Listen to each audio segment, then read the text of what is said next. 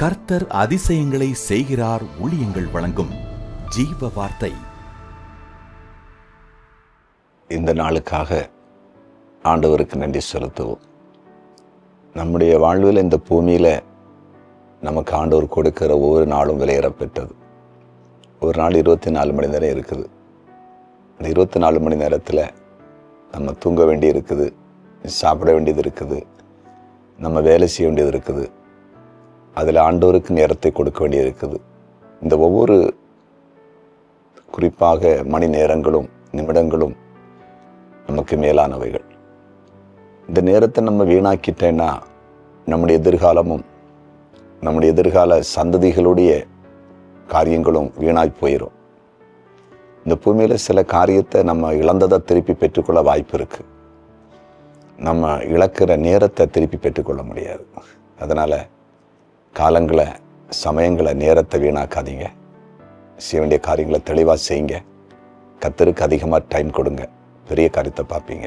ஆண்டவர் இன்றைக்கு நமக்கு கொடுத்திருக்கிற ஜீவ வார்த்தைக்கான வசனம் சங்கீதம் 30:6. நான் ஒரு காலம் அசைக்கப்படுவதில்லை என்று என் வாழ்விலே சொன்னேன்.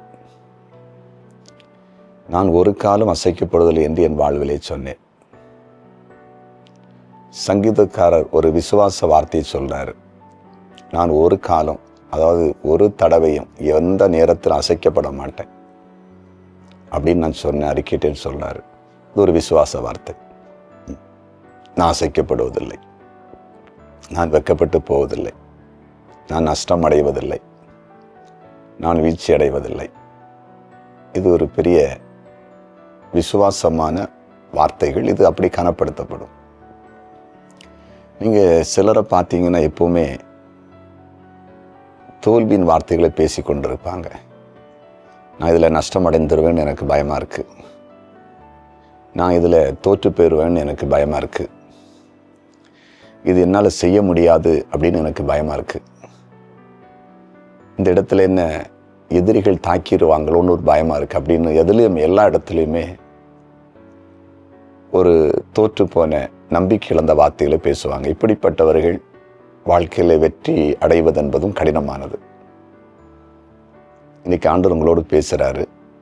சங்கீதக்காரர் சொல்லியிருக்க மாதிரி, நான் ஒரு காலம் அசைக்கப்படுவதில்லை என்று என் வாழ்விலே சொன்னேன் என்று சொன்னதை போல நீங்களும் விசுவாச வார்த்தைகளை அறிக்கையிடுங்க, சொல்லுங்க.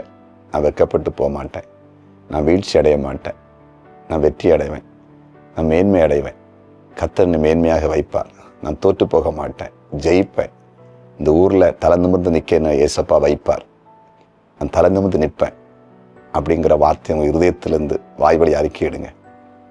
பெரிய காரியத்தை பார்க்க போறீங்க. விசுவாசிப்பீங்களா? ஜெபம் பண்ணுவோமா? ஜெபிக்கலாம். ஆண்டவரே, சங்கீதக்காரர் தன் வாழ்க்கையில் விசுவாச வார்த்தையை அறிக்கையிட்டதை போல ஒவ்வொருவரும் அவிசுவாசமான தோல்வி அடைகிற தோற்று போகிற வார்த்தைகளை இதுவரையிலும் பேசிக்கொண்டிருந்திருப்பாங்கன்னா அதிலிருந்து வெளியே வந்து ஜெயமான வார்த்தைகளை, வெற்றியின் வார்த்தைகளை, நம்பிக்கையின் வார்த்தைகளை சிந்திக்கவும், சொல்லவும், அறிக்கையிடவும் கிருபைத்தாரும் அப்படியே ஒரு நடத்தும்.